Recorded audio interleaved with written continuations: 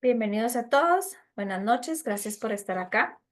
El día de hoy vamos a tener una ponencia con el magíster Ronnie Jesús Varillas, quien nos va a poder platicar sobre el pájaro dodo y las terapias de tercera generación. Voy a proceder a presentar a nuestro colega. Él es psicólogo clínico, magíster en consejería, trabaja en el Seguro Social, ha trabajado con personas adictas, alcohólicas y personas de consulta externa. Tiene una maestría en énfasis de intervenciones psicológicas y salud de la Universidad del Valle. Así también ha impartido cursos en la Universidad San Carlos de Guatemala y en internaciones, y también ha sido asesor de trabajos de graduación en ambas universidades. Tiene líneas de investigación que le gusta mucho la parte del desarrollo de la terapia cognitiva analítica en el contexto guatemalteco. Así que damos la bienvenida al magíster Jesús Varíez para que él pueda exponernos el tema tan interesante del día de hoy, y le cedo la palabra. Bienvenido, licenciado. Muchas gracias por estar aquí.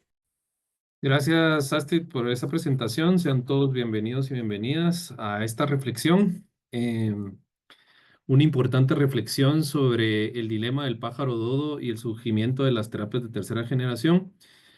Em, ¿Por qué es importante reflexionar en el contexto actual en el que nos encontramos? Porque es lo único que no nos ha podido arrebatar la inteligencia artificial, ¿verdad? Algunos científicos plantean que poco a poco el cerebro humano va teniendo de una u otra forma eh, o se va quedando atrás ante todos los avances que la inteligencia artificial nos va dando día con día. Pero lo único que no nos han podido quitar a los seres humanos es la reflexión.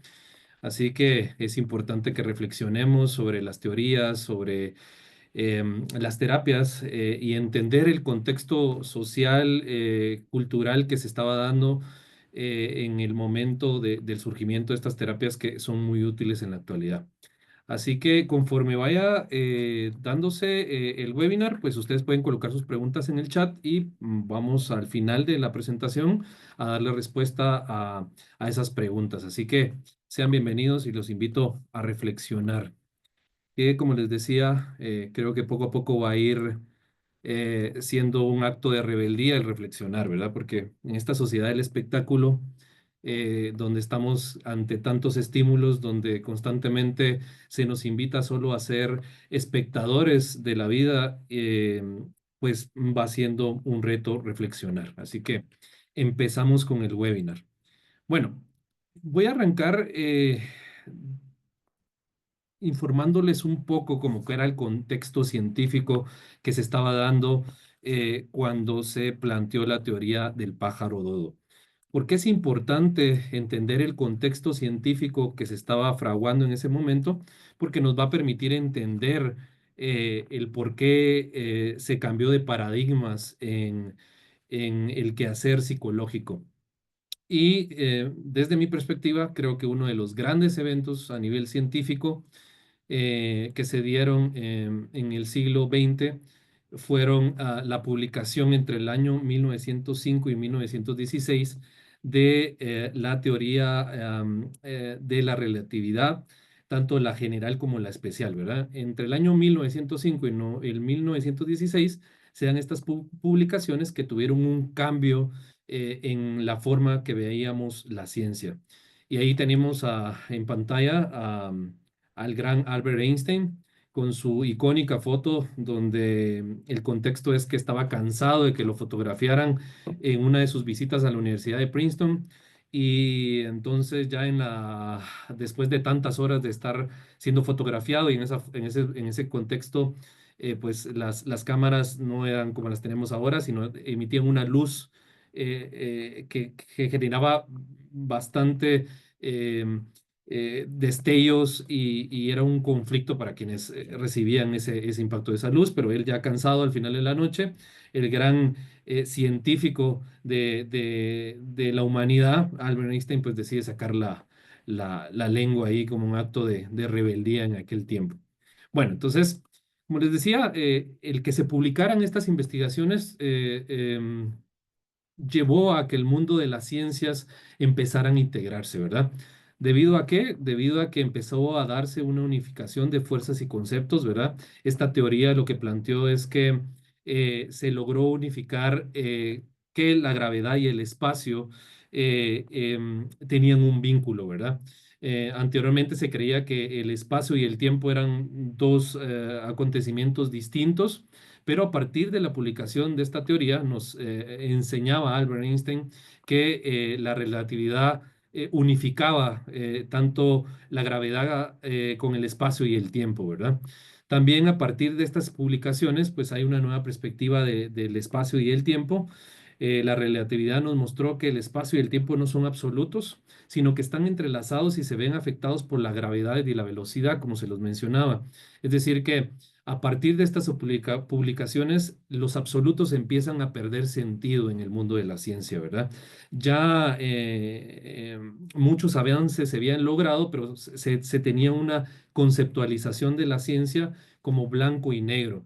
Y a partir de esta teoría, pues empiezan a caer estas paradigmas absolucistas de la ciencia. Y entonces también lo que provocó estas publicaciones fue que se le diera un impulso a la investigación interdisciplinaria. Es decir, que Einstein, para comprobar sus teorías, necesitaba de otros científicos, de otras disciplinas para poder comprobar sus teorías. Y al inicio fue un reto para él porque muchos lo tachaban de locura, nadie quería participar con él eh, porque él decía, yo entiendo el tiempo, el espacio desde otra perspectiva, pero para comprobar mis teorías necesito de ustedes los físicos, de ustedes los matemáticos y de ustedes los astrónomos. Y al inicio, pues muchos lo tacharon de una persona con una creatividad muy grande, pero que poco podía hacerse para comprobar esas teorías. Y poco a poco, otras personas que empezaron a entender que el mundo estaba cambiando y el mundo de la ciencia estaba cambiando, decidieron unirse a Albert Einstein y comprobar sus teorías, ¿verdad? Comprobar cómo era relativo el tiempo, el espacio a través de diferentes aspectos. Entonces, esto es importante entenderlo porque toda creación científica, toda creación artística tiene un contexto en el que se está fraguando, ¿verdad? Entonces, con esto damos inicio a que la ciencia había cambiado y ya no podíamos ver el mundo a través de los absolutos, sino a partir de estas publicaciones, el mundo empieza a ser multipolar, a ser multifactorial y entonces todas las obras que se empiezan a crear en ese momento es a través de esto. Yo siempre pongo ejemplos, ¿verdad? Por ejemplo, para quienes gustan de la literatura, yo creo que Rayuela de Julio Cortázar no se podría entender en el contexto social, cultural en el que fue creado, ¿verdad? Es decir, que Julio Cortázar en los años 60 estaba inmerso en esta esperanza que tenía la juventud de cambiar el mundo. Y ese contexto cultural y social permitió que tuviéramos una obra como Rayuela, ¿verdad? Que cambió aspectos de la estructuración de cómo se realizaba una novela. Entonces, siempre tenemos que situarnos en lo que está pasando en el contexto social y cultural para entender las obras, para entender la ciencia, para entender la literatura, para entender todo lo que está pasando. Entonces, siempre eso va a ser un argumento importante que todos los que pretendemos hacer ciencia nos tenemos que situar, entendiendo en dónde estamos. Em, qué es lo que estamos viviendo en este contexto, ¿verdad? Entonces, este es el contexto científico que se estaba fraguando y ahora ya paso a mencionarles qué es la teoría del pájaro dodo. ¿Por qué la presentación del webinar no dice la teoría del pájaro dodo? Porque desde mi perspectiva hay un dilema que hoy me gustaría reflexionar con ustedes, que dio el surgimiento a las terapias de tercera generación. La mayoría de psicólogos conocemos la teoría del pájaro dodo, no el dilema del pájaro dodo. Ya yo espero que conforme vayamos avanzando en el webinar, ustedes puedan entender esas diferencias, pero lo que bien es cierto es que sí existe una teoría del pájaro dodo. ¿Cuál es esa teoría? Es una metáfora utilizada en psicología para representar la idea de que todas las psicoterapias son igualmente efectivas. Es decir, que según esta perspectiva o esta teoría, no importa qué tipo de terapia se utilice, ya sea cognitivo-conductual, psicodinámica, humanista, los resultados son obtenidos de manera similar, ¿verdad? Entonces, eso es, en términos generales, lo que plantea la teoría. Es decir, que no hay una psicoterapia que se pueda definir como mejor que otras, ¿verdad? Según esta teoría, pues todas tienen ciertos principios comunes y que todas, pues de una u otra forma, representan un beneficio para las personas en quienes se utilizan. Entonces, con esto, era un duro golpe para las terapias en el inicio de la psicología que se plantean que eran mejores que otras, ¿verdad? Y que lamentablemente en algunos espacios académicos y científicos hoy en día, y principalmente en nuestro contexto cultural, se encuentran establecidas, ¿verdad? Em, por ejemplo, los psicoanalistas siguen pensando que su forma de entender la dolencia humana es mejor que la del cognitivo-conductual. Los cognitivos conductuales se siguen peleando un poquito con los psicoanalistas, con los humanistas, con los existenciales, y es un conflicto. Pero esta teoría vino a cambiar ese panorama bajo el contexto de lo que les estaba diciendo, ¿verdad? La ciencia estaba cambiando y entendiendo que el mundo había cambiado, porque aunque nos cuesta entenderlo, hoy en día el mundo cambió. Ya no podemos pensar el mundo en términos de absolutos. Tenemos que pensar el mundo en diferentes polaridades, en diferentes dimensiones. Entonces, perdón, la teoría del pájaro dodo lo que vino a hacer fue a plantear esta hipótesis que no había una terapia ganadora, ¿verdad? Y vamos ahorita a entender por qué se le dio este nombre de teoría del pájaro dodo. Esta imagen que ustedes ven en pantalla es el pájaro dodo. Es un pájaro que se encontraba en Ecuador, ya está extinto, y en su momento uno de los mitos que se creía es que de este pájaro habían nacido todas las diferentes tipos de aves en algún momento, ¿verdad? Poco a poco ese mito se fue difuminando y se entendió eh, de que los pájaros tenían otra secuencia evolutiva, pero no necesariamente estar a la génesis de los pájaros, ¿verdad? Pero hay otros tipos de analogías que voy a tratar de explicar para que ustedes puedan entender por qué se le denominó esta teoría del pájaro dodo. Los eh, em, los europeos, cuando vinieron a América, lo consideraron pues un pájaro bastante tonto, ¿verdad? Porque no podía volar y por el peso, ¿verdad? Si ustedes se dan cuenta, las alas son bastante cortas y tiene un peso considerable, entonces creían que era un pájaro bastante torpe, se acercaba a ellos de manera muy amigable y entonces con todas las nuevas razas de animales que se trajeron y algún tipo de enfermedades que traían esos animales, pues poco a poco fue extinguiéndose el pájaro dodo, pero quedó una serie de mitos alrededor del pájaro dodo. Pero ahorita voy a tratar de de seguir explicándoles cuáles son los orígenes de la teoría y cómo fue que se popularizó y cuáles fueron esos argumentos que se utilizaron. El psicólogo que planteó esta teoría, solo permítanme, perdí la presentación.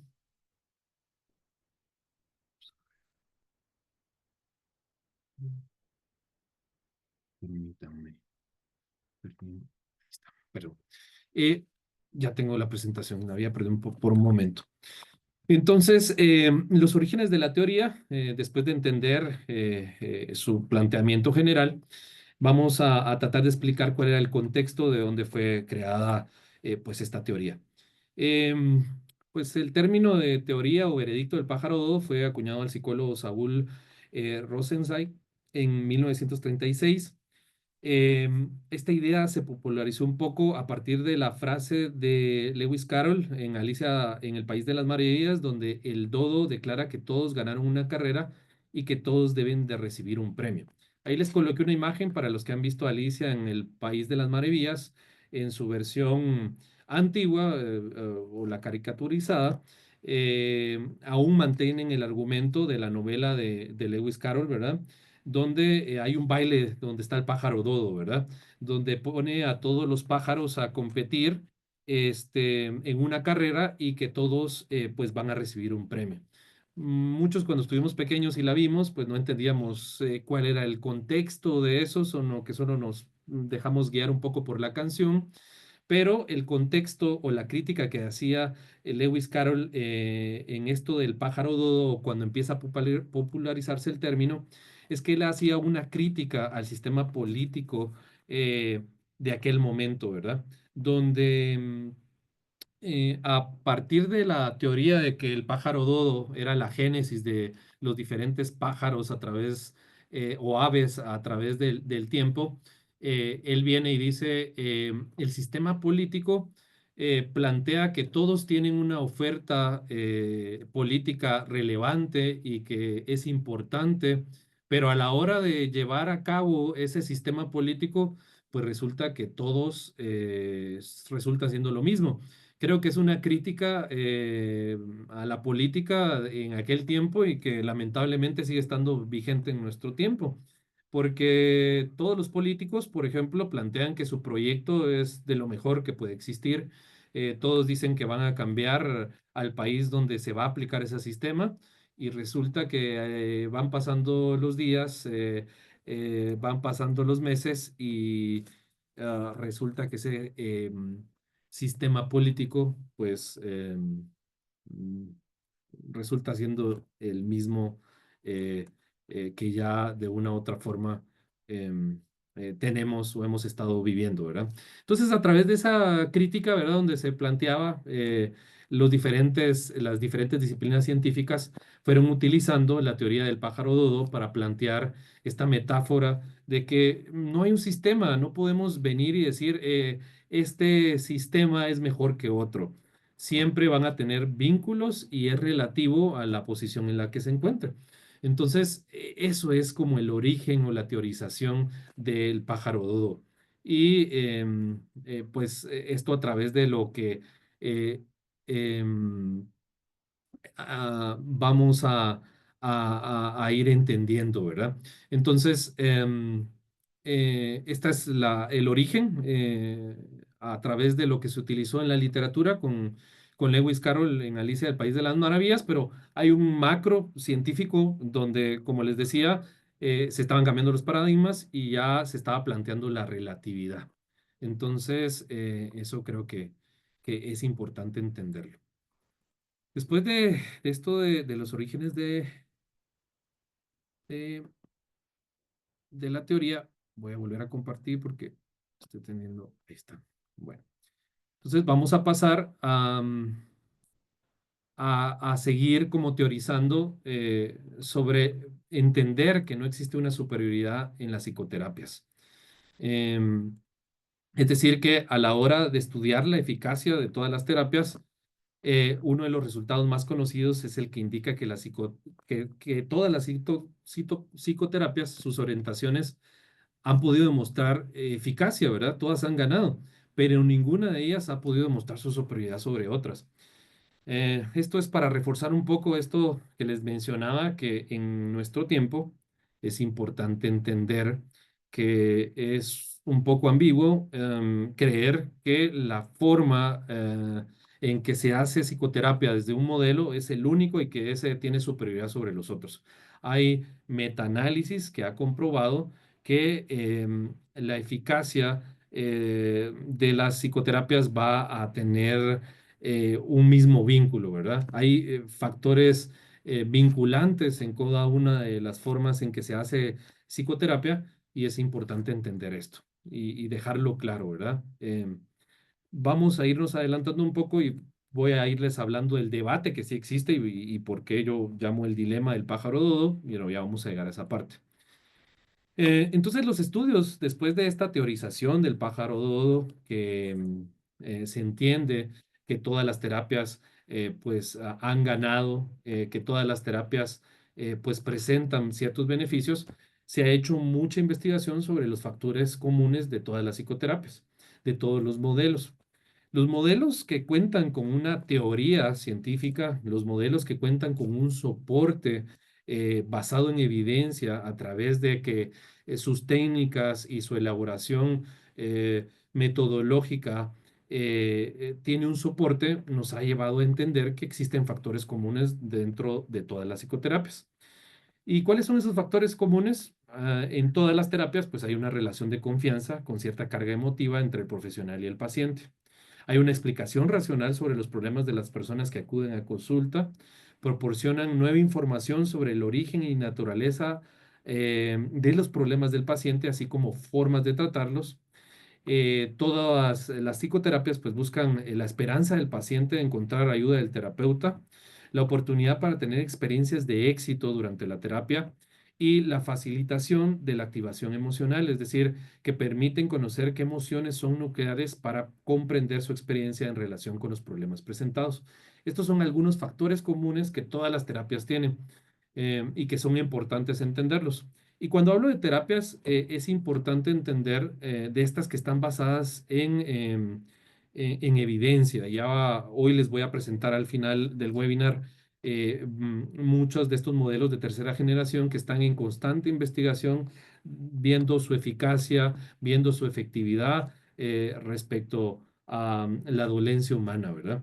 Porque muchas veces en la actualidad estamos cayendo en algunas terapias que no son basadas en evidencia, muchas terapias que quieren justificarse o quieren justificar un modelo metodológico, pero que no han sido eh, eh, mm, verificadas a través de un modelo científico que permita pues entenderlas. Y hoy pues les voy a explicar algunas que están en constante evolución y en constante revisión y supervisión de lo que se hace con cada una de ellas, ¿verdad? Em, y ahora, después de haberles explicado ya la teoría del pájaro dodo, su contexto social, científico, pasamos a lo que se convierte en un dilema, a lo que yo planteo que es un dilema. El debate en la actualidad y algunos años atrás se ha encontrado en quienes creen que todas las terapias han ganado, que son las personas que creen que la teoría del pájaro dodo pues vino a establecer que no hay una terapia ganadora y las personas que hacen una diferencia a través de estos análisis y metaanálisis que han hecho, donde han comprobado que hay algunas terapias que son más efectivas para algunos problemas de salud. Es decir, que ahí ya empieza un debate y a las personas que creen o a los psicólogos que son fieles creyentes de la teoría del pájaro dodo, se les acusa de no reconocer que algunos estudios han podido plantear que hay efectividad para algunos trastornos psicológicos en la utilización. Y ahí está ese debate, ¿verdad? Nos pone ante un camino eh, donde hay dos opciones a elegir, ¿verdad? Donde también hay que reconocer que algunos estudios y metaanálisis han comprobado su efectividad en algunos trastornos. Por ejemplo, algunos metaanálisis han sugerido y han demostrado también, por qué no decirlo, que, por ejemplo, la terapia cognitivo-conductual se considera el tratamiento de primera línea para trastornos de ansiedad y depresión, mientras que la terapia dialéctica conductual y terapia cognitivo-analítica se ha mostrado más efectiva para el trastorno límite de la personalidad. Entonces, ahí empieza el debate, ¿verdad? Eh, ¿Cómo nos dicen que todas han ganado, pero resulta que hay algunas más efectivas?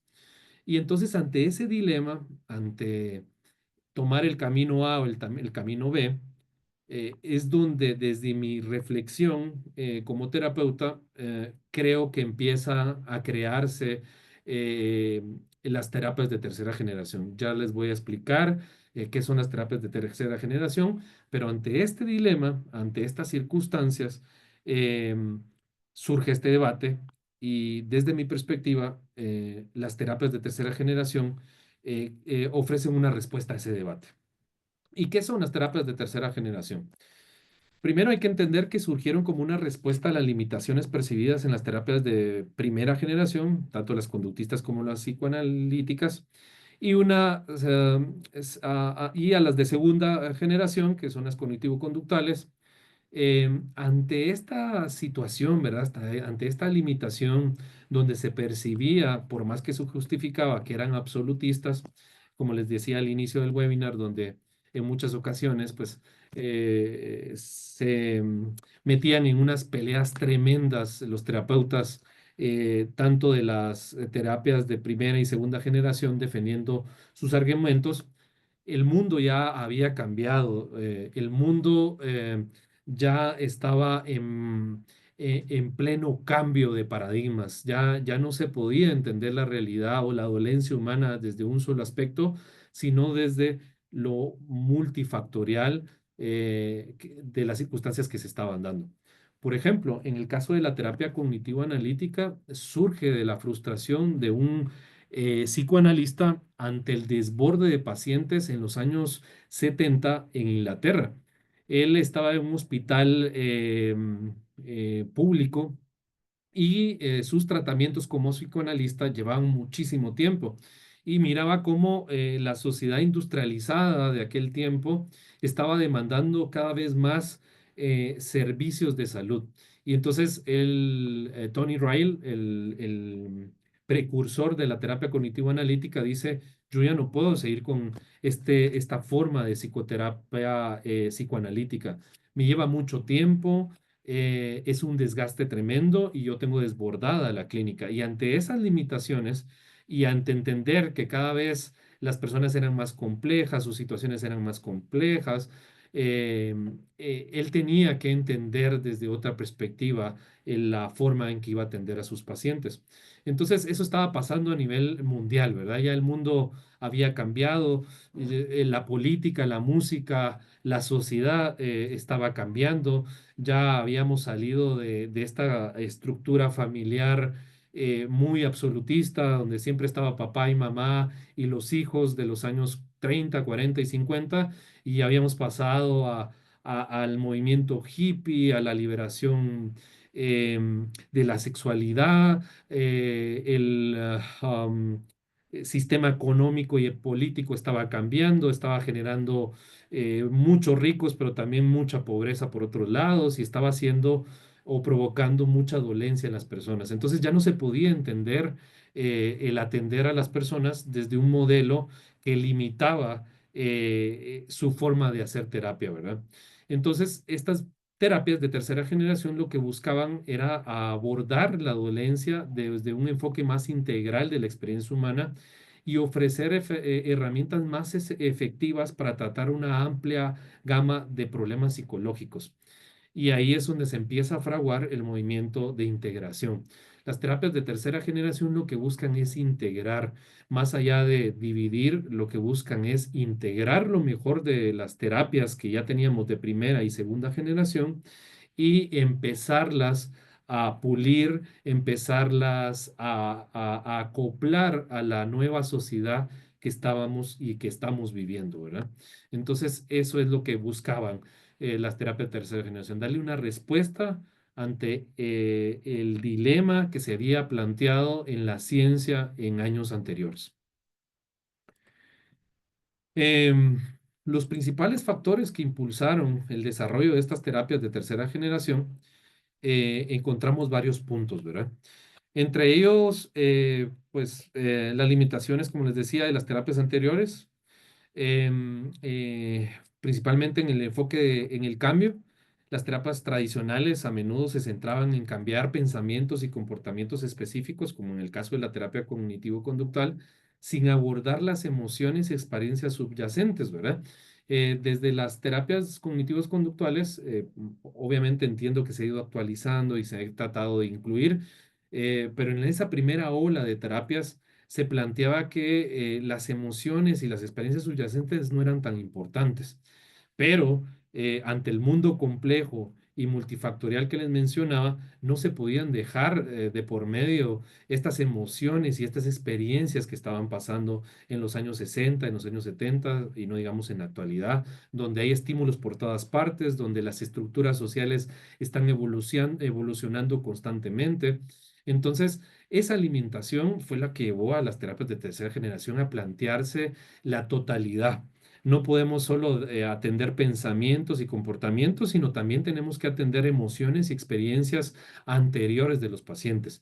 Algo que era impensable en los años 30 o 40, incluso en los 50, ¿verdad?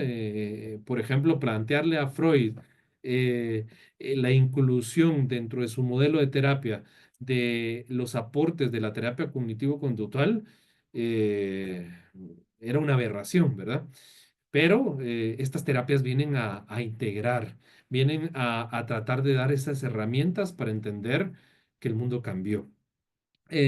Las otras limitaciones que se tenían dentro de las terapias de primera y segunda generación era la evitación experiencial, es decir, que muchas personas desarrollaban estrategias para evitar emociones y sensaciones desagradables, lo cual a largo plazo podía exacerbar los problemas, ¿verdad? Porque había una evitación de poder vivir o comprender o hacer una reflexión sobre esas emociones y sensaciones desagradables, ¿verdad? La rigidez que ya les mencionaba, las terapias anteriores a veces podían ser demasiado rígidas y no adaptarse bien a las necesidades individuales de cada paciente. Y también, como les decía, el mundo había cambiado, ya no atendíamos a solo un modelo de entender lo político, lo social, eh, sino estábamos empezando a globalizarnos, ¿verdad? Ya ahí Guy Debord ya había planteado su teoría de la sociedad del espectáculo sin haber redes sociales en los años 60. Eh, eh, Guy Debord planteaba que estábamos en esta sociedad y que ahí era donde íbamos, a una sociedad del espectáculo donde todos íbamos a querer estar en una red donde se nos viera y que nos íbamos a interconectar de manera global, ¿verdad? Entonces ya estábamos globalizándonos, el mundo estaba dando esos pasos a lo que tenemos hoy, que podemos estar conectados en diferentes países y en diferentes momentos, estando en un mismo lugar. Entonces, todo eso también tuvo vínculo a que los terapeutas empezaran a tener eh, la filosofía existencial, la filosofía oriental, la psicología también oriental, el mindfulness, la teoría de sistemas. Todas esas disciplinas empezaron a enriquecer el entendimiento de cómo los seres humanos estábamos sufriendo en aquel momento de diferentes situaciones. Entonces, estas disciplinas fueron sumando a este movimiento de integración, a este momento, a este movimiento de entender lo complejo que estaba haciendo la vida de las personas, tanto en aquel momento como ahora. ¿Qué características distinguen a las terapias de tercera generación? Hay cuatro puntos, ¿verdad? Como bastante importantes que son importantes como reflexionar. Las terapias de tercera generación pues van a poner mucho énfasis en la experiencia presente, es decir, que se fomenta la conexión con las experiencias internas en el momento presente en lugar de centrarse en el pasado o en el futuro. Sin embargo, algunos modelos de terapia no es que vayan a descartar totalmente el pasado de las personas, como por ejemplo los cognitivo-conductuales, pues creían que el pasado o poner atención en la infancia no tenía absolutamente nada de importancia o relevancia. Sin embargo, las terapias de tercera generación, algunos enfoques, por ejemplo, la terapia cognitiva analítica, una de sus herramientas es que los pacientes puedan vivir el aquí y el ahora, porque a través de ejercicios de mentalización, que es hacer una reflexión de por qué actúo como actúo, cuando hablamos de mentalización es hacer una reflexión de nuestro propio pensamiento, a través de utilizar esta técnica, pues sí le da mucho énfasis en entender por qué soy como soy, ¿verdad? Porque por ejemplo, desde la terapia cognitivo-analítica, se trata de entender por qué yo sigo replicando ciertos patrones, ¿verdad? Se le ayuda en este tipo de terapias al paciente a entender cómo ha interiorizado una voz crítica, una voz abusiva, y que eso se viene replicando desde la infancia, ¿verdad? Para ponerles un ejemplo, si a mí en mi infancia constantemente me estaban diciendo es que no servís para nada, es que todo lo que haces lo haces mal, no puedo dejarte ninguna tarea porque lo haces de una mala manera. Desde la terapia cognitivo-analítica se cree que esas voces se interiorizan y en el presente las personas se siguen saboteando a través de esta situación. Entonces, sí, las terapias de tercera generación quieren enfocarse en el presente, pero también entender el pasado, cómo el pasado está teniendo representación en el aquí y el ahora, ¿verdad? Cómo sin ya no estar tal vez viviendo con mis padres o con mi figura de cuidador, cómo me sigo atacando, cómo sigo replicando esa voz crítica, ¿verdad? Y cuando el jefe o mi pareja o mis amistades me dicen que no hice algo como quisiera, pues esto lleva a que yo venga y me sabotee y me diga que no sirvo para nada, que nada lo hago bien. Es decir, que seguimos replicando esa voz interna. Entonces, conocerlo en las terapias de tercera generación es importante. Aceptación de las experiencias difíciles, ¿verdad? En estas terapias se promueve la aceptación de las emociones y pensamientos negativos como parte de la experiencia humana. Es decir, que se promueve la tolerancia a la frustración. Las cosas no siempre van a ser como queremos. Así como existe la vida, existe la muerte. Y estas terapias de tercera generación nos dan herramientas para aprender a aceptar las experiencias difíciles y también tratar de cambiarle la perspectiva a las problemáticas o a las dolencias que estamos viviendo, ¿verdad? También se van a caracterizar por tener una flexibilidad psicológica, es decir, que se busca desarrollar la capacidad de adaptarse a diferentes situaciones y circunstancias sin quedar atrapado en patrones rígidos de pensamiento y comportamiento. Es decir, que estas terapias son flexibles y buscan que también las personas que reciben este tipo de terapias eh, lleven su cerebro, su mente a también a ser flexibles, ¿verdad? A dejar el mundo de los absolutos. Porque en la actualidad, una persona con una mente rígida, tarde o temprano, va a terminar sufriendo algún tipo de dolencia. Porque ya la teoría de la relatividad y la física y la ciencia nos ha demostrado que la rigidez tarde o temprano va a tender a fragmentarse.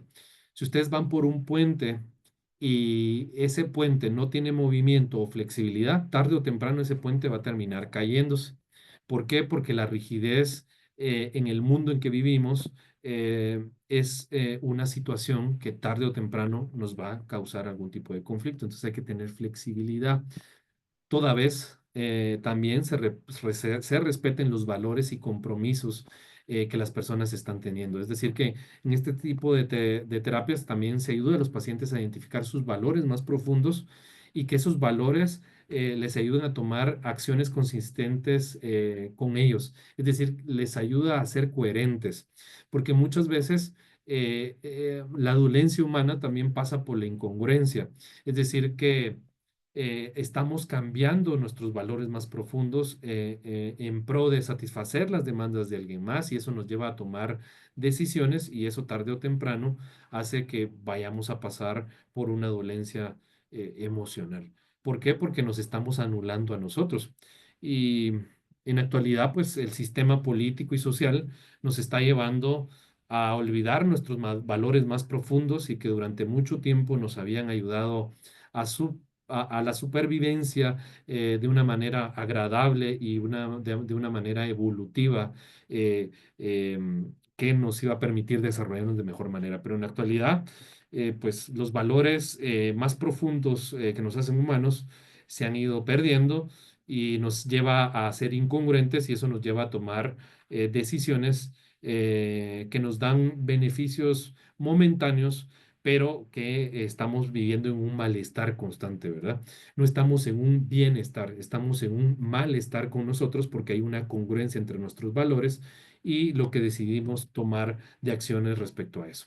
Entonces, este tipo de terapias lo que buscan es buscar esos valores y compromisos que nos lleven a ser congruentes a través de entender nuestro mundo interno.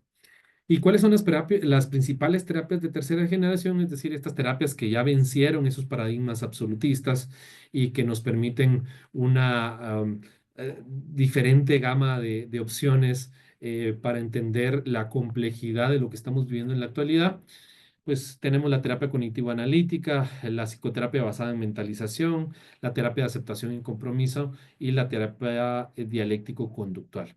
Estas son las principales, tenemos otras, pero son como las principales, las que tienen evidencia científica, las que constantemente se están evaluando en diferentes países y en diferentes contextos para ver su efectividad y eficacia. Porque, como les decía, muchas veces en la actualidad se ofrecen terapias, ¿verdad?, que proponen una vanguardia, es decir, que proponen situaciones donde tienen mucha publicidad, pero que no han mostrado efectividad, que no han mostrado tener una teoría, ¿verdad? Porque muchos terapeutas también tienen una conducta un poco irresponsable, llamaría yo, porque las terapias de tercera generación muchas veces se cree que es como agarrar un poquito de cada cosa y mezclarla y ya dársela al paciente. Y eso no es las terapias de tercera generación. Eso no es integrar conocimientos, ¿verdad? Una terapia que busca ser integrativa o de tercera generación tiene que tener un modelo de entender la dolencia humana, tiene que tener una teoría, tiene que tener técnicas validadas constantemente para ver, como les decía, su eficacia y su efectividad. Todo lo que no esté basado en supervisión, en una teoría de la dolencia humana, es una charlatanería y hay que tener mucho cuidado. Porque en la actualidad, como nos venden los estímulos, ¿verdad? Estamos constantemente como las lucecitas, estamos como, esta presentación se mira bonita, pero tenemos que consultar cuál es la teoría que está utilizando el terapeuta. Mi recomendación siempre a personas que están por iniciar un proceso terapéutico o personas que hacen terapia, es importante que los que hacen terapia puedan explicar cuál es su soporte teórico y qué es lo que van a hacer y cuáles son las técnicas y cuál es el sentido, porque no se trata de venir, como les decía, y tomar un poquito de cada terapia y aplicárselo a lo que me está diciendo el paciente. Eso lo único que va a generar es más problemas es importante que los que hacemos terapia le informemos eso a los pacientes. Y para quienes van a recibir terapia es importante que siempre preguntemos, mire, ¿y cuál es su modelo terapéutico? ¿Cuáles son sus técnicas? ¿Qué es lo que vamos a hacer? Porque es importante empoderarnos también como pacientes en ese sentido o como clientes de un servicio psicológico en ese sentido, porque debemos de entender que todo proceso terapéutico debe tener un soporte teórico y científico. Em, entonces, es importante esa reflexión también para quienes estén por iniciar un proceso terapéutico, quienes estén en un proceso terapéutico y quienes proporcionen un proceso terapéutico. Bueno, ¿cuáles son los objetivos y algunas técnicas generales que tienen las terapias de tercera generación? El objetivo principal de la psicoterapia cognitivo-analítica es identificar y modificar esquemas cognitivos disfuncionales, explorando y comprendiendo las experiencias tempranas. Es decir, que si vamos a modificar esquemas cognitivos, es decir, formas de pensar, de manera que están afectando a los pacientes, pero también vamos a explorar y comprender qué lo llevaron a eso, ¿verdad? El ejemplo que les ponía de la persona que constantemente se está autosaboteando y se dice que no sirvo para nada, que todo me sale mal. Es importante que esa persona comprenda de dónde viene esa estructura, de dónde viene esa experiencia. ¿Para qué? Para tomar conciencia de cómo funciona su mundo interno. Porque, por ejemplo, a mí a terapia muchas veces llegan personas y me dicen, mire, es que yo estoy triste, pero no sé por qué estoy triste. Hay veces que estoy enojado o enojada y no sé por qué estoy enojada. y es porque no hay una reflexión de cómo funciono, de cuáles son las experiencias que he tenido que vivir y cómo me han afectado. Porque muchas veces es como, ah, no, eso ya pasó y para qué voy a estar recordando mi infancia si tan triste que fue y, y mejor no le pongo atención. Pero tienen relevancia en nuestro presente, ¿verdad? Y conocerlas, conocer cuáles son esas disfunciones, esas experiencias tempranas que me dieron unas voces internas que me sabotean, me va a permitir manejarlas de mejor manera, ¿verdad? También mejorar las habilidades interpersonales, ¿verdad? A través de ese autoconocimiento, fomentar autonomía. La terapia cognitivo-analítica no es una terapia que busca pasar muchos años en terapia, sino tiene una estructura de funcionamiento. En algunos países se trabaja 24 sesiones, en otros países se trabaja 12. Va a depender del contexto y del modelo terapéutico, pero no es una terapia eterna, ¿verdad? Sino aquí, a través de que el paciente se dé cuenta de lo que le está pasando, el paciente va a poder enfrentarlo de mejor manera. Entonces, es una terapia que también busca esa brevedad y regresarle la autonomía y la liberación al paciente. Y también va a buscar pues la capacidad de resolución de problemas. Dentro de las técnicas que más utiliza la cognitivo analítica son las cartas terapéuticas, el mindfulness y los diagramas secuenciales. Es decir, que los diagramas secuenciales son formas de estructurar esas experiencias tempranas de la vida de los pacientes a través de diagramas, ¿verdad? Y que le sea posible al paciente poder entender cómo es que funciona su mundo interno, ¿verdad? Las cartas terapéuticas es acceder a ese mundo de la experiencia también para poder tratar de entenderlo. Y el mindfulness también busca estos ejercicios de mentalización, de vivir el aquí y el ahora como herramientas para gestionar los problemas en el ámbito personal, laboral, etcétera. Las psicoterapias basadas en mentalización, su objetivo número uno es aumentar la capacidad de mentalizar del paciente, es decir, de reflexionar sobre su propia vida. Esto significa ayudar a las personas a comprender sus propios pensamientos, sentimientos y deseos y reconocer que también los demás también tienen pensamientos, sentimientos y deseos. Es decir, que este tipo de terapia basada en mentalización toma eh, partes de lo cognitivo y lo que lleva es a que la persona pueda reflexionar de su propia vida y entender que los demás también tienen ciertas dolencias, ¿verdad?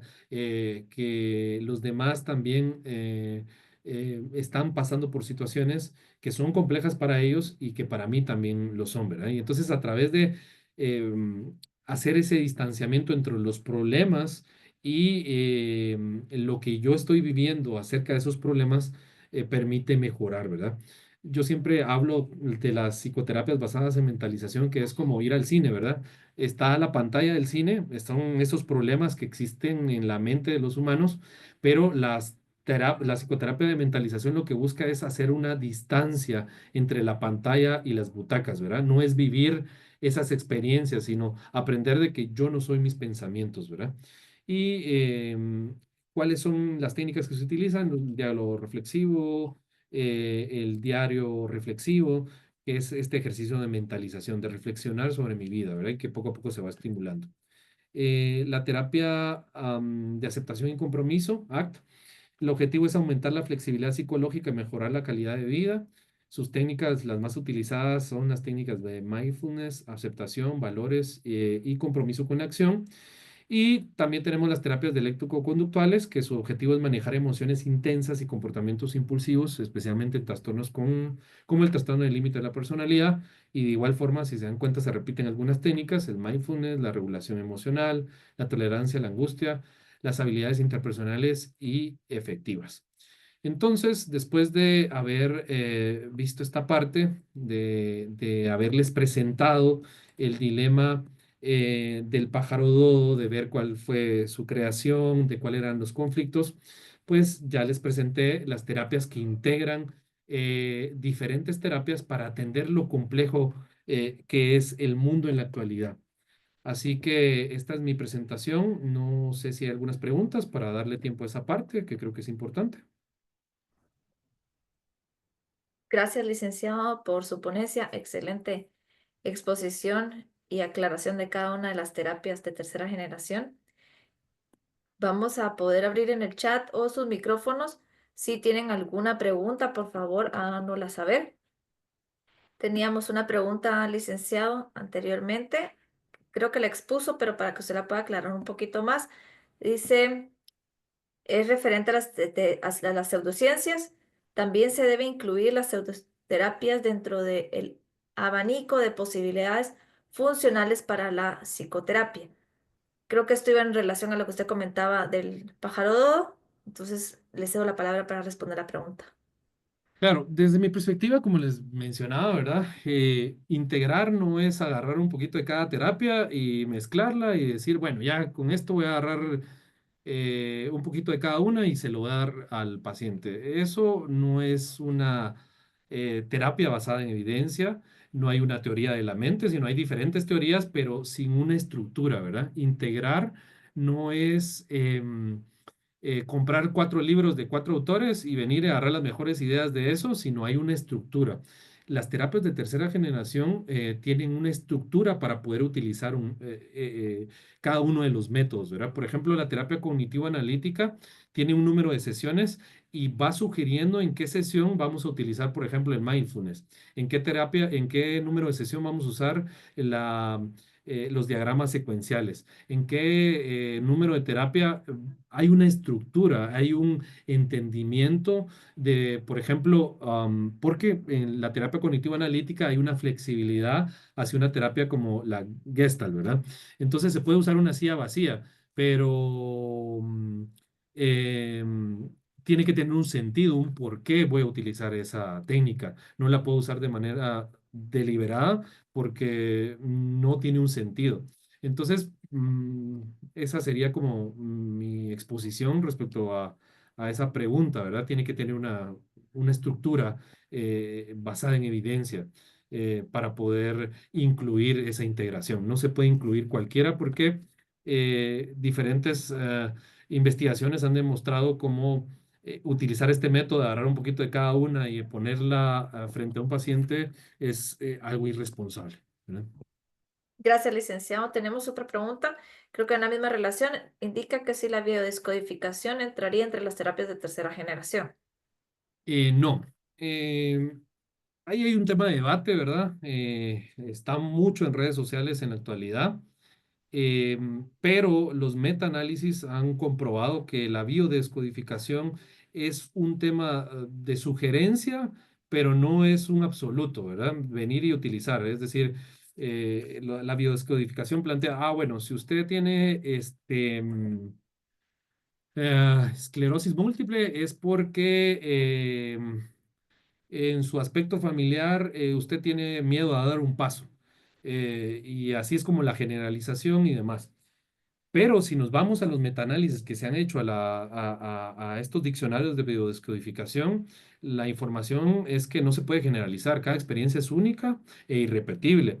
Entonces, si bien puede ser un camino a recorrer, no podemos ser absolutistas. Ya en mi exposición les explicaba que estamos viviendo un mundo lleno de complejidades, un mundo multifactorial. Y no podemos venir y determinar alguna situación. Creo que es un punto a recorrer, pero que hay que vivir la experiencia con el paciente, ¿verdad? A través de diferentes situaciones. Gracias, licenciado. Tenemos más preguntas y agradecemos a todos por su participación. Creo que muchas se podrán ir resolviendo conforme a la maestría. Pero hay otra pregunta, dice, ¿logoterapia posee todas las características, además incluye el espíritu humano? Creo que eso era más un comentario de la compañera. Y aquí sí tenemos otras que dice, ¿qué herramientas o recursos recomienda para los terapeutas que quieren formarse en estas terapias? Y por cierto, una felicitación, dice, muy buena presentación. ¿Qué herramientas o recursos recomiendo para los terapeutas? Pues obviamente les puse 4 teorías, ¿verdad? Es importante como tratar de leer esa literatura, pero creo que también hay que tener una formación, ¿verdad? Y creo que Asti ya nos va a hablar un poco de dónde podemos encontrar esa formación, pero pues acercarnos a esa literatura. A mí no se me olvida que que un catedrático me dijo, un buen psicólogo no debe de leer menos de 50,000 títulos en su vida. Y yo me reí, pues, esperando que él se riera y me lo dijo en serio. Entonces, siempre creo que en el quehacer psicológico debemos de estar constantemente leyendo y leyendo y leyendo. Hay que afinar nuestro instrumento y se hace a través de la lectura, pero la lectura y también en una formación académica creo que también es importante. Y si bien es cierto, el tema de la logoterapia, pues posee amplia investigación y demás, también no la mencioné per se, pero como les digo, las terapias de tercera generación aperturan a esa experiencia de las terapias existenciales, ¿verdad? Así que creo que no hay como un tope necesariamente. No las mencioné, pero hay algunas que se abre esa posibilidad. Muchas gracias, licenciado. Vamos con otra pregunta. La terapia de mentalización, con el ejemplo que usted brindaba, es como la terapia narrativa, donde el paciente puede separarse de su problema y verlo de una manera externa.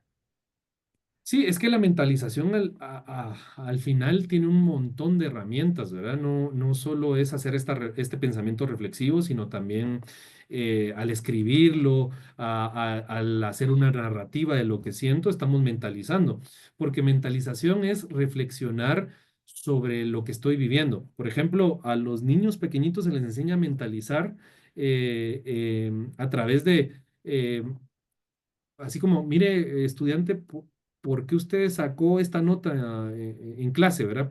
¿Por qué llegó hasta ahí? Y entonces viene el estudiante y dice, es que saqué esta nota porque no estudié lo suficiente, porque no estuve poniendo atención. Hay una reflexión sobre el propio pensamiento. Entonces, pues sí, es un camino, ¿verdad? La mentalización tiene diferentes caminos y la terapia narrativa, pues, tiene que ver con esa parte. Muchísimas gracias, licenciado. Y la última pregunta, esta sí se va a compartir la grabación, solo para concertar, y se les estará compartiendo por su correo para que ustedes puedan recibir la información. También pues aprovechamos de la oportunidad para comentarles que el licenciado es uno de los docentes de la maestría de terapias de tercera generación.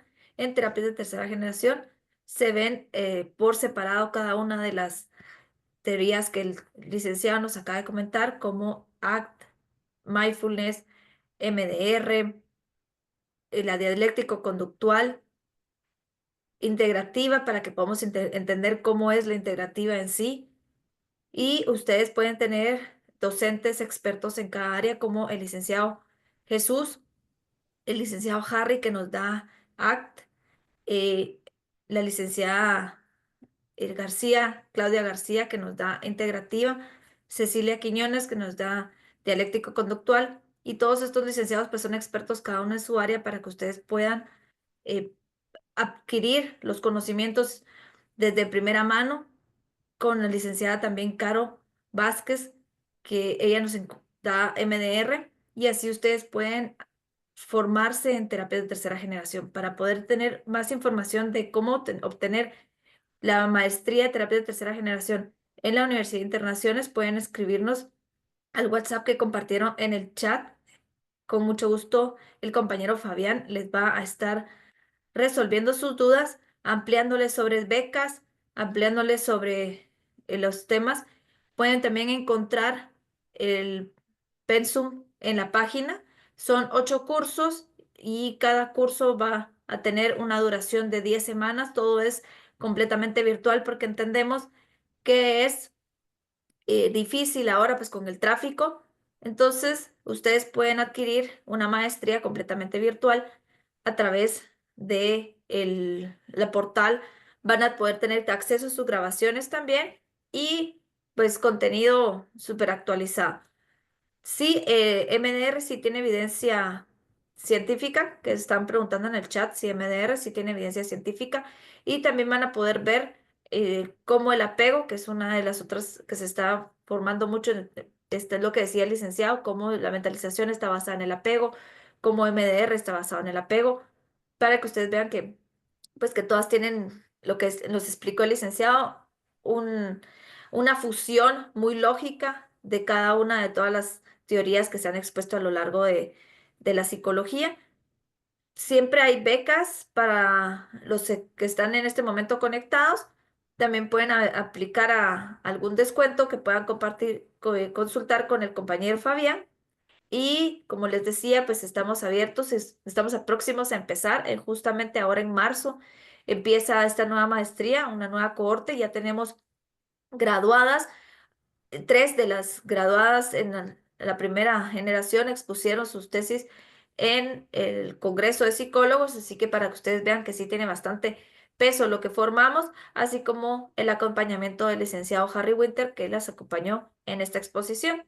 Y pues no sé si tienen alguna otra consulta que podamos resolverle en estos últimos minutitos.